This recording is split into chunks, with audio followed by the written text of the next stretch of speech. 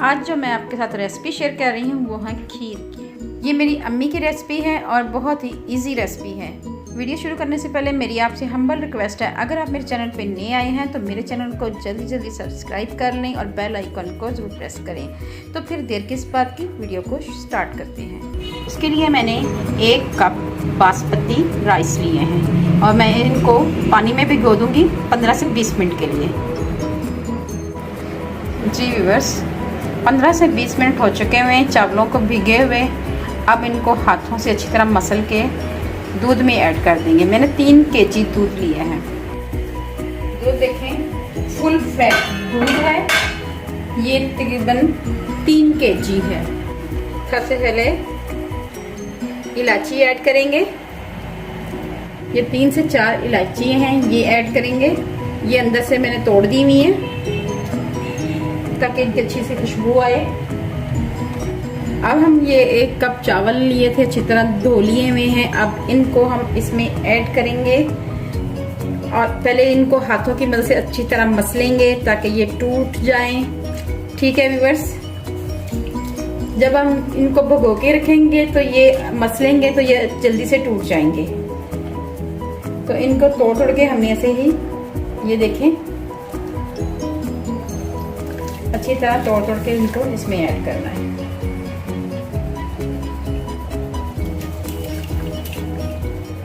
जब हम इसमें चावल ऐड कर दें तो फिर हम जब एक बॉयल आ जाएगा तो फिर हम आंच को बिल्कुल मीडियम कर देंगे। इस तरीके से मेरी अम्मी खीर बनाती थी और बहुत ही लाजवाब खीर बनती थी। उंगलियां चाट जाते थे जब वो हमारे लिए बनाती थी।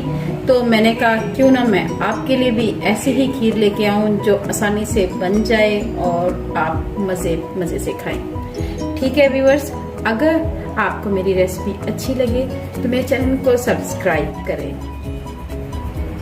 जी व्यूअर्स, ये आप देख रहे होंगे कि हमारी खीर में बॉयल आ चुका है। अब हमने करना ये है कि आंच को हमने बिल्कुल मीडियम कर देना है। आपने तेज आंच पे इसको बिल्कुल नहीं पकाना। ये हल्की आंच पे पकेगी तो बहुत ही मजेदार और लाजवाब बनेगी। ये फुल फैट दूध है। अब इसमें बॉयल आ चुका है। अब हम इसमें ऑल पर का दूध भी ऐड करेंगे। जी व्यूअर्स, अब हम इसमें ऐड करेंगे पैकेट वाला दूध ऑल पर का। आप किसी भी ब्रांड का कर सकते हैं। अगर आपके पास कोई ब्रांड का दूध नहीं है तो आप खुश्क दूध भी ऐड कर सकते हैं। अगर फिर भी नहीं है तो आप स्किप कर सकते हैं, कोई ज़रूरी नहीं है। इससे ज़रा फ्लेवर और ज़्यादा इन्हेंस होता है। अब हम इसकी हल्की आंच कर देंगे और इसको इतनी देर तक पकाएंगे जब तक ये खीर हमारी गाढ़ी ना हो जाए। जी माशाल्लाह, हमारी खीर बहुत ही अच्छे तरीके से पक रही है और काफ़ी थिकनेस भी आती जा रही है। इसकी हमने मलाई ऐसा साइडों से रिमूव करते जाना और उसके अंदर ऐड करते जाना है जिससे मज़ीद थिकनेस आएगी इसमें। ठीक है व्यूअर्स, आंच हमने मीडियम रखनी है। अगर आपने आंच तेज़ की तो हमारी खीर लग जाएगी। फिर ना कहना बताया नहीं, मैं पहले वार्निंग दे रही हूँ कि आंच आपने मीडियम ही रखनी है। जी व्यूअर्स, मैंने इसमें कुछ पिसे हुए बादाम डाले थे तो ये माशाल्लाह काफ़ी गाढ़ी हो चुकी हुई है।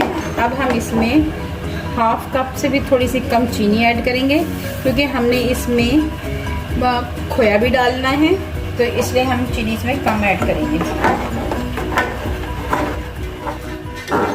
आप अपनी मर्जी से चीनी कम या ज़्यादा कर सकते हैं। जी व्यूअर्स, अब हम इसमें खोया ऐड करेंगे। मैंने इसको कद्दूकश कर लिया हुआ, इसकी शक्ल में था, छोटे छोटे पीस करके रखे हुए थे मैंने।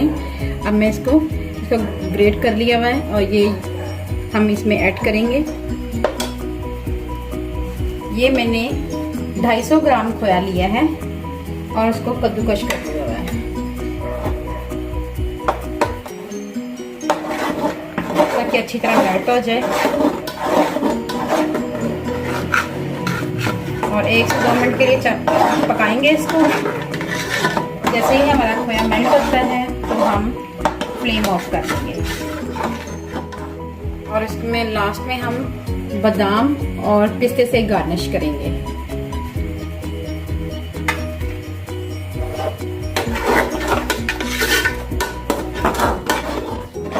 जी व्यूअर्स, खीर हमारी तैयार हो चुकी हुई है। चलें अब इसकी गार्निश करते हैं।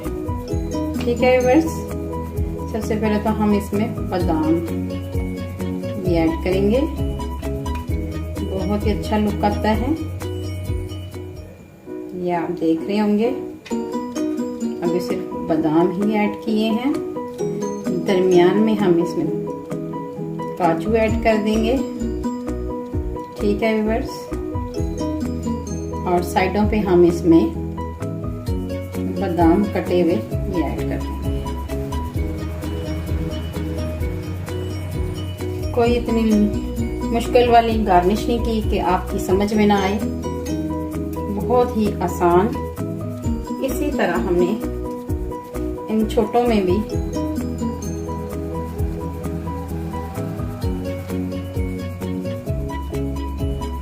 काजू और ये पिस्ता ये ऐड कर दिया है।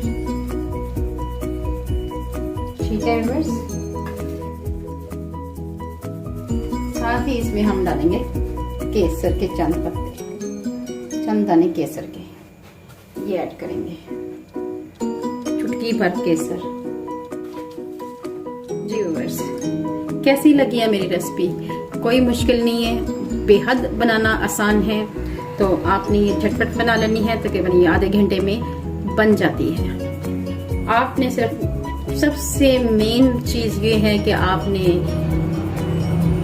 फ्लेम को मीडियम रखना है, तो ये खीर कभी नहीं लगेगी कि लग गई है, स्मेल आ रही है, ये कुछ हो गया। आप आगे पीछे काम भी करते जाएं, लेकिन आपकी चूल्हे का फ्लेम लो होना चाहिए, बिल्कुल मीडियम और लो के दरमियान में होना चाहिए। ठीक है व्यूअर्स, अगर आपको मेरी रेसिपी अच्छी लगी तो मेरे चैनल को लाइक करें, शेयर करें, सब्सक्राइब करें और बेल आइकन को जरूर प्रेस करें ताकि लेटेस्ट नोटिफिकेशन आप तक पहुंच सके। अपना और अपने पैरों का ख्याल रखें, दुआओं में मुझे याद रखें।